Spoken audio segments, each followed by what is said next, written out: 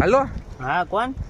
અરે ભાઈ તમે ઓલા હવે ક્યાં પહોંચ્યા હો? અહીંયા જાન આવી ગઈ અને મારો મોટો ભાઈ મંડપમાં ઊભો હે કાકા. અહીંયા બહાર આવીને તો મારે તમને ફોન કરવો પડ્યો. ક્યાં હો? અહીંયા બાયું રાયડું નાખીએ ફોટા પાડવા હાટું. અરે એવું નથી ભાઈ, અહીંયા વરસાદ બહુ પડ્યો હોય ને તો પાણી ભરાઈ ગયા, આમાં ગાડી નીકળે એમ નથી.